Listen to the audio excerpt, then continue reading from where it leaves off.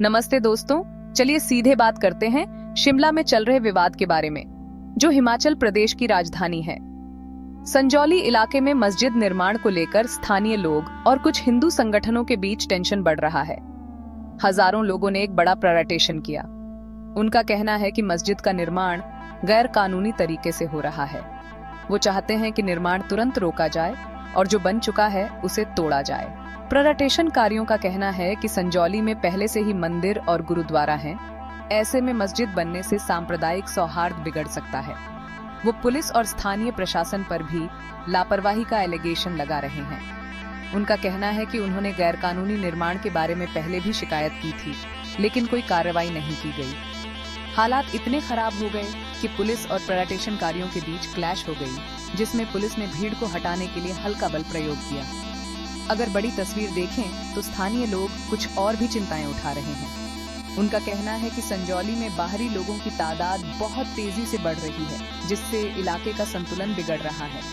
उनके मुताबिक ये बाहरी लोग गैरकानूनी तरीके से इमारतें बना रहे हैं और सरकारी जमीन पर कब्जा कर रहे हैं। उन्होंने पुलिस से मांग की है कि इन बाहरी लोगों की जांच हो और जो गैरकानूनी तरीके से रह रहे हैं उनके खिलाफ कार्रवाई की जाए। इस बढ़ती भीड़ की वजह से अपराध दर बढ़ने की भी चिंता है। प्रोटेस्ट के बाद पुलिस और प्रशासनिक अधिकारी हालात को शांत करने के लिए मौके पर पहुंचे। उन्होंने मामले की जांच करने का वादा किया और प्रोटेस्टकारियों को भरोसा दिलाया कि अगर मस्जिद निर्माण गैर कानूनी पाया जाता है तो कार्रवाई की जाएगी। पुलिस ने शांति बनाए रखने की अपील की है और कहा है कि जांच चल रही है और दोषी पाए जाने वाले के खिलाफ कड़ी कार्रवाई की जाएगी। लेकिन प्रोटेस्टकारियों ने प्रशासन को एक अल्टीमेटम दिया है।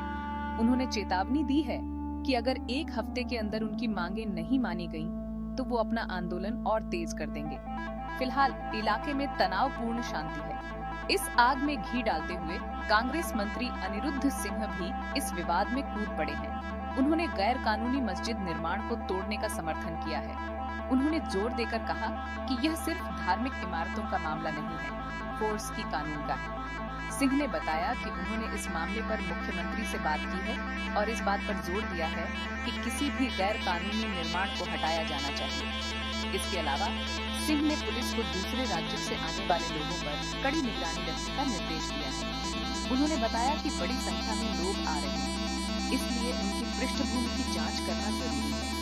उन्होंने संभावित आपराधिक गतिविधियों के बारे में चिंता जताई और इस बात पर जोर दिया कि दूसरे राज्यों से लोग आ जा सकते हैं, लेकिन यह सुनिश्चित करने की जरूरत है कि वे रोहिंग्या या आपराधिक मामलों से भागे हुए लोगों जैसे क्राइमों में शामिल न हों।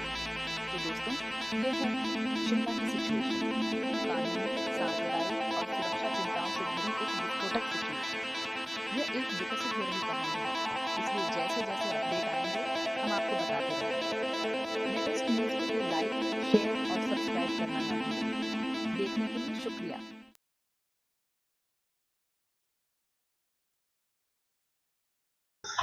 सर, शिमला के संजौली में एक मस्जिद का निर्माण हुआ है, अवैध उसे कहा जा रहा है और उसको लेकर जो वहाँ के लोकल रेजिडेंट्स हैं उन्होंने विरोध जताया है कि ये अवैध निर्माण यहाँ पर हो गया, वहाँ से निकलना मुश्किल हो रहा है और वहाँ पर झगड़ा कर रहे हैं वो लोग।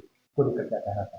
देखिए, जो संजौली का प्रकरण है, मस्जिद की बात करी गई है, it is not a question about मंदिर, मस्जिद, गुरुद्वारा या कोई अन्य संप्रदाय का या समाज का या धर्म का मामला ये नहीं है।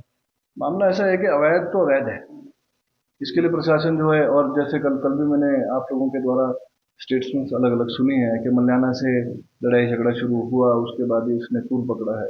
मैं बताना चाहूँगा जो मल्याना में लड़ाई झगड़ा हुआ, जो भी कल्प्रिट थे, इसको मैं नहीं समझता हूँ कि किसी धर्म या जाति से जोड़ना चाहिए। लड़ाई झगड़ा हुआ, जिसने मारा उसके खिलाफ एफआईआर दर्ज हो गई थी, है ना। उसके बाद लोग इकट्ठे हुए हैं, हमारे उसमें 3 काउंसलर, आदरणीय 3 काउंसलर्स हैं हमारे।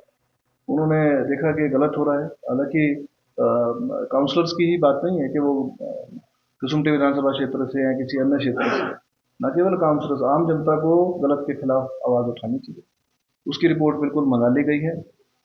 मैंने व्यक्तिगत रूप से कॉरपोरेशन से उसकी रिपोर्ट मंगाई है, मेरे पास रिपोर्ट उसकी पड़ी है।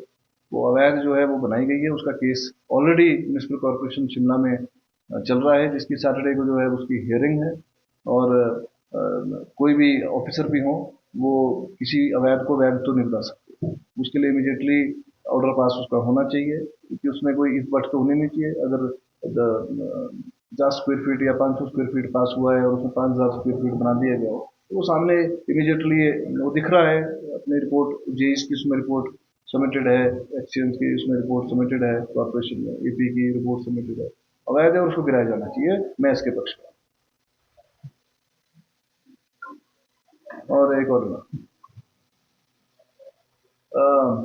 जो बाहरी राज्यों से जो अवैध रूप से जो है हिमाचल में पलायन कर रहे हैं भारी मात्रा में, इनके ऊपर चेक रखने की जरूरत है। हो सकता है रोहिंग्याज हों, और मैंने माननीय मुख्यमंत्री जी से भी इस बारे में बिल्कुल बात करी है।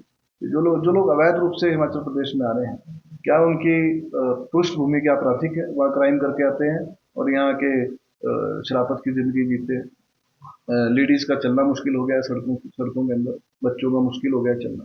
और मैंने एसपी महोदय को भी, डिप्टी कमिश्नर को भी सख्त निर्देश दिए हैं कि बिल्कुल हम, चाहे वो शिमला का क्या हिमाचल प्रदेश का कोई भी क्षेत्र होगा, हम बिल्कुल टॉलरेट नहीं करेंगे कि अवैध रूप से बाहर खड़ियाँ लगा के सड़क में बैठें और उसको बाद में तय बाजारी का नाम दिया जाए।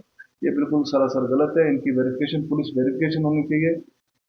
समय समय पे जो है प्रशासन भी सर्कुलर्स जारी करती है कि अगर आप घर में भी अपने कोई एम्प्लॉय रखते हैं, उसकी भी पुलिस वेरिफिकेशन। उसका मतलब ये नहीं कि कोई बाहर से आके यहाँ बैठे हमारी बहू बेटियों को छेड़े या माहौल खराब करे और उनकी वेरिफिकेशन हम ना करें। वो कौन से देश के नागरिक हैं, कौन से प्रदेश के नागरिक हैं, इसकी जांच और उनकी क्या पृष्ठभूमि है, उसकी जांच जो है बहुत आवश्यक है। और वो हम लोग कर रहे हैं। जिला पुलिस के साथ आपकी बात हुई है, उनको आदेश दिए गए हैं कि बिल्कुल जी, मेरे जिला पुलिस के साथ, जिला प्रशासन के साथ, माननीय मुख्यमंत्री महोदय के साथ भी इस बारे में विस्तृत बात हुई है। देखिए, हम India is a free world. कोई भी राज्य का आदमी किसी भी राज्य में जा सकता है, उसके खिलाफ हम लोग नहीं है कि कोई कहीं ना जा पाए। लेकिन वो क्या अपने स्टेट में मर्डर करके आया है, क्या वो कोई रेप करके आया है, इसकी जांच तो चाहिए ना। वो कैसे यहाँ बैठ रहा है, उसके दस्तावेज तो चाहिए। तो क्या उसके पास म्यूनिसिपल कॉर्पोरेशन की परमिशन है? ऐसा नहीं है कि बाहर से आओ और सीधा अपना टोकरी उठाओ और सड़क के ऊपर बैठ जाओ। ठीक है, हमारे जो लोकल लोग हैं, हिमाचल के लोग हैं, उनको मना किया जाता है। बाहरी प्रदेश से कोई आ रहा है तो उनको क्यों अलाउ कर रहे हैं? न केवल मैं अभी की बात करूंगा, या मैं कांग्रेस की या बीजेपी की बात नहीं कर रहा हूँ, किसी अन्य पार्टी की बात नहीं कर रहा। सही को सही बोलना चाहिए। और इसके खिलाफ जो है हमने आवाज उठाई है और ये अब दबने वाली नहीं है।